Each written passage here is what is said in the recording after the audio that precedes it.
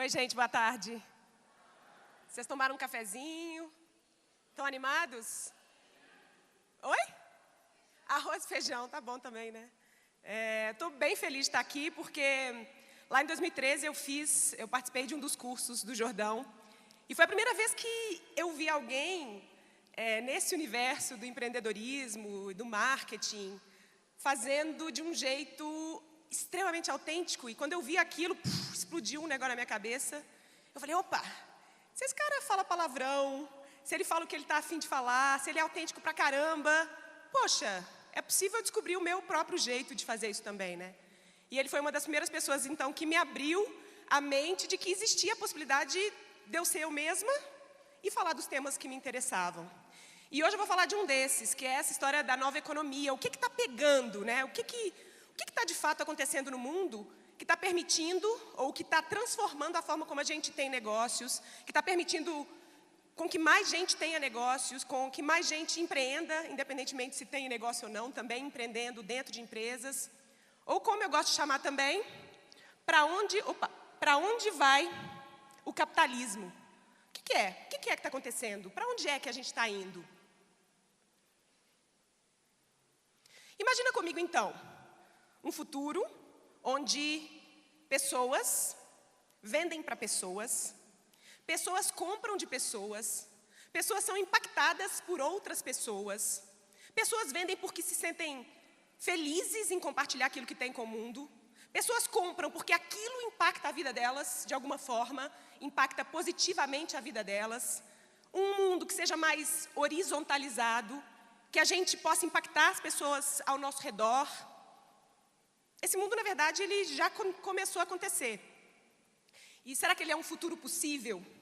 Pessoas para pessoas, relações comerciais mais afetivas, comprar e vender com sentido, com significado, com propósito, trabalhar fazendo aquilo que se gosta, trabalhar porque gosta daquilo, empreendedorismo em todo canto, cada vez mais e mais, e novas formas de trabalhar, que vão muito além da CLT ou do empreendedorismo. Na verdade, estão surgindo jeitos diferentes da gente organizar trabalho e jeitos que talvez a gente nem saiba ainda ou nem consegue imaginar ainda como vão ser. Eu comecei a empreender há mais ou menos 9 anos atrás, porque eu era artista, eu sou ainda, sou atriz, bailarina, jornalista, e comecei a empreender porque eu queria fazer aquilo que eu gostava. Eu queria fazer as minhas coisas, eu queria fazer aquilo que eu sentia vontade de fazer. E quando eu comecei, para ser bem honesta, eu queria modificar a minha vida. Não estava necessariamente pensando em modificar a vida do outro, ou modificar o mundo, ou modificar alguma coisa ao meu redor. Eu estava querendo viver fazendo aquilo que eu gostava, ponto. E aí, no meio desse processo, eu fui descobrindo que existiam outras pessoas fazendo outras coisas ao redor e que era uma espécie de bolha. Uma bolha. Isso aqui que vocês estão vivendo hoje, o Epicentro, é uma bolha. E nessa bolha tem um monte de gente construindo jeitos diferentes de viver e de trabalhar e de trocar e de vender, que quando a gente conta dessa bolha para o mundo lá fora, a galera, louco, imagina, eu vou trabalhar desse jeito, eu vou arrumar um emprego, não tem como isso dar certo, não, isso não está acontecendo. Só que dentro dessa bolha, um monte de gente trabalhando e fazendo coisas acontecerem, e essa bolha cada vez mais, essas bolhas cada vez mais, elas vão se juntando, elas vão se encontrando, e daqui a pouquinho eu espero que a gente comece a, inclusive, abarcar pessoas que a princípio não estavam dentro dessa bolha.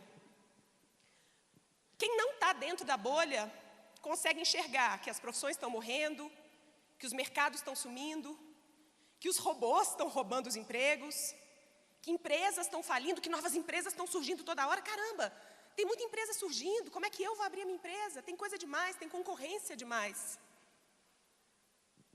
Só que a verdade, vocês já devem ter ouvido isso umas 32 vezes aqui nesse palco hoje, vocês vão ouvir mais 67 até amanhã, é que a crise não vai passar. Porque, na verdade, a crise não é uma crise. A crise não é uma chuva, um temporal que vai passar e é só a gente ficar esperando dentro de casa que uma hora esse temporal passa. O temporal é o novo jeito do mundo operar. O temporal vai passar a ser a norma, ou já é a norma de agora em diante. E aí quem fica dentro de casa esperando a chuva passar, possivelmente não vai conseguir viver com chuva. E quem está saindo lá fora, tentando experimentar, tentando encontrar jeitos diferentes de viver, de trabalhar e de fazer essas coisas todas, mesmo com a chuva, é que possivelmente vai começar a construir guarda-chuvas mais fortes, é que vai começar a construir carros que a gente consegue usar na chuva e uma chuva torrencial. Essa é a equação, eu sou péssima em matemática, sou de humanas, hashtag, não sei fazer conta. Só que essa é uma das equações que descreve o que está acontecendo no mundo hoje, essa transformação. É a equação do exponencial. Alguém conhece isso aqui? Tem matemático aí? Algumas pessoas. Uma das equações para cálculo exponencial. Porque, na verdade, é isso que está acontecendo. A gente vem lá atrás de uma organização que era completamente centralizada. Para eu falar com outra pessoa lá do outro lado, eu tinha que passar pelo centro, obrigatoriamente, para fazer essa informação chegar, para fazer esse produto ou serviço chegar, para fazer qualquer coisa chegar. A gente caminhou depois para uma organização minimamente descentralizada, e aí agora a gente tem vários polos organizando, e agora a gente está vivendo uma organização distribuída, graças à internet, que transformou e está transformando e vai continuar transformando o jeito da gente viver. Então isso aqui é a chuva. Esse jeito completamente distribuído é a chuva. E é como a gente precisa viver de agora em diante. A gente então, para deixar mais claro, como é que a gente se organizou, a gente veio de uma revolução agrícola até o século XVIII. Depois a gente passou para a revolução industrial até o século XIX.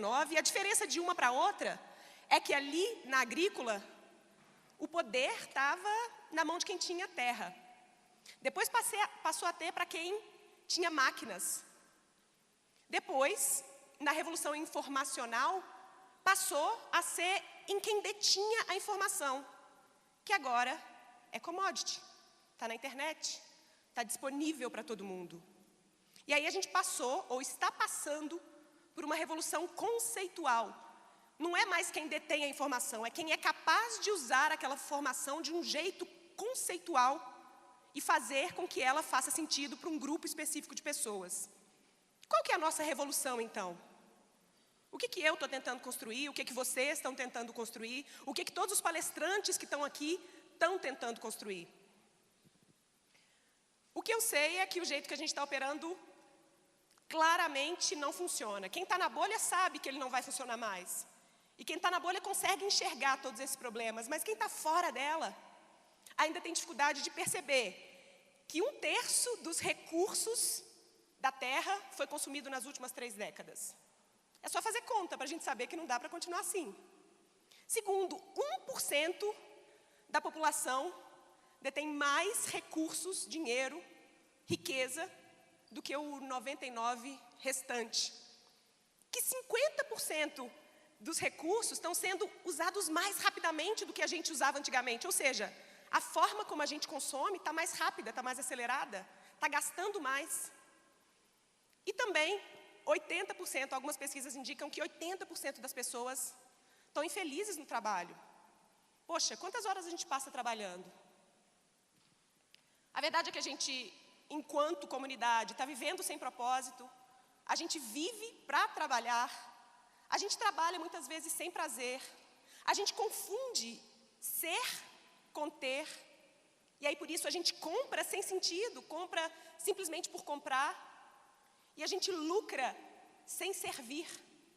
A gente lucra enquanto empreendedores sem serviço real, sem transformação, sem valor de fato distribuído.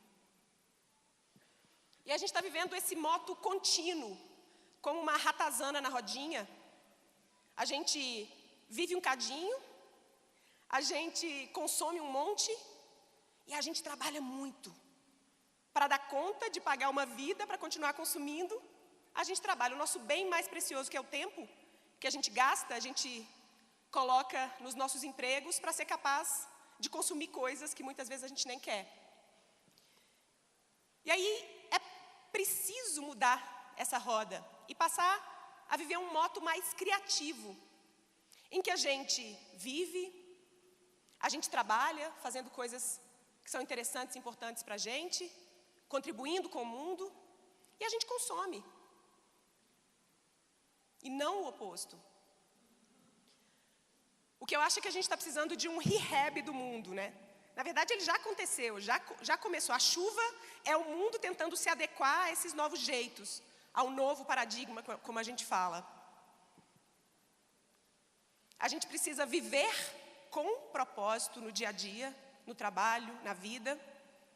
A gente precisa customizar o sucesso, porque até então, sucesso era claramente ter uma conta bancária X, com um carro do ano Y, com uma casa qualquer, daquele tamanho que nos contaram que era sucesso. E esse sucesso ele foi determinado por um grupo de pessoas que viviam aquilo e que queriam aquilo. E a gente recebeu essa determinação do que era sucesso, e a gente continuou trabalhando para alcançar esse tipo de sucesso, que não é necessariamente o que a gente quer. E existem 9 bilhões de fórmulas de sucesso, porque existem 9 bilhões, são 9? De pessoas no planeta. São 9 ou não? 7? já fui para o exponencial, né? A gente precisa comprar e vender com mais sentido, porque aquilo de fato nos interessa, porque a gente realmente quer aquela transformação, porque a gente realmente precisa daquele produto. E a gente também precisa vender porque a gente quer provocar aquela transformação no outro, porque a gente quer que o nosso empreendimento modifique a vida das pessoas ao nosso redor, porque a gente quer distribuir valor, a gente quer compartilhar valor. E a gente precisa então, nessa transformação, incentivar negócios de propósito. Negócios que possuam um propósito maior do que simplesmente só fazer dinheiro. Negócios que façam ou que criem dinheiro nesse processo, mas que fazer dinheiro não seja a primeira coisa mais importante de ter um empreendimento. Que seja transformar a vida das pessoas, transformar o nosso entorno, modificar a forma como as pessoas se relacionam com determinado problema.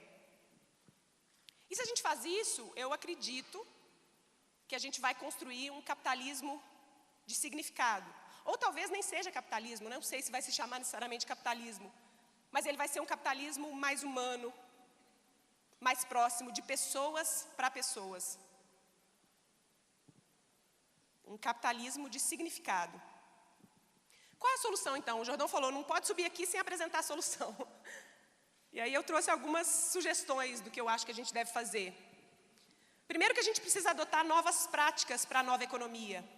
E negócios que querem se habituar à chuva, precisam começar a pensar diferente.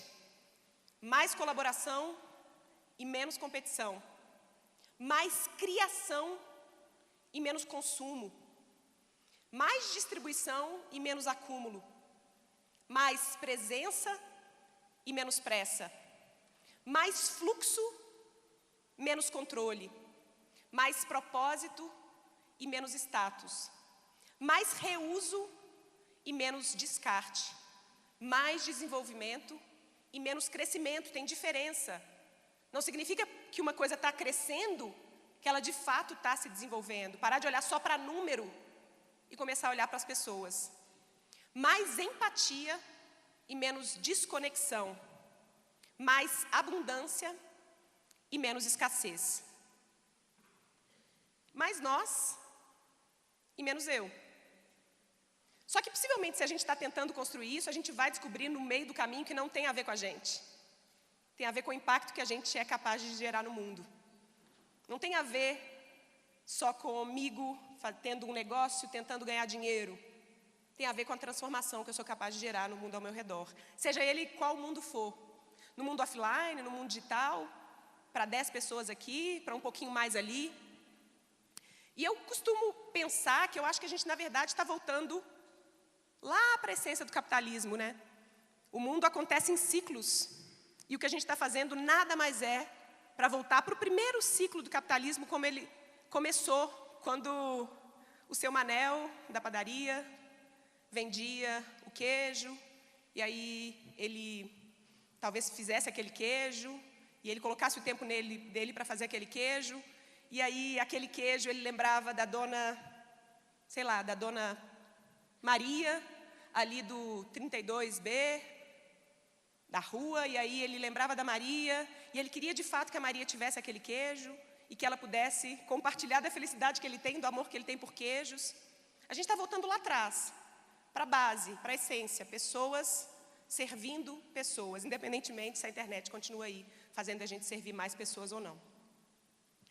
E aí, para finalizar, eu queria falar de 10 ingredientes que eu acho que negócios que estão alinhados com a nova economia vão ter, ou que já tem, né? Porque esses negócios já estão aí, acontecendo. Autenticidade é a ferramenta de marketing mais poderosa que existe. Vocês são testemunha disso, com o próprio Jordão. Humanização, pensar no outro, falar como o outro fala, conversar com as pessoas, ter cuidado com o atendimento, que é um dos momentos que tem que ser mais humanizado de qualquer negócio. Comunidade. É bom porque o Epicentro é um exemplo vivo disso aqui. Experiência. Propósito, vocês estão aqui por uma razão maior. O Jordão faz isso e a equipe de colaboradores faz isso por uma razão simplesmente maior. Colaboração. Usar a tecnologia como algo a serviço do humano. A tecnologia a serviço das necessidades dos indivíduos. Compartilhamento de informação, de jeitos de fazer, de métodos, de processos, de verdades, de sonhos. E design, né? A importância de como as coisas funcionam, como as coisas aparentam, como as coisas foram pensadas.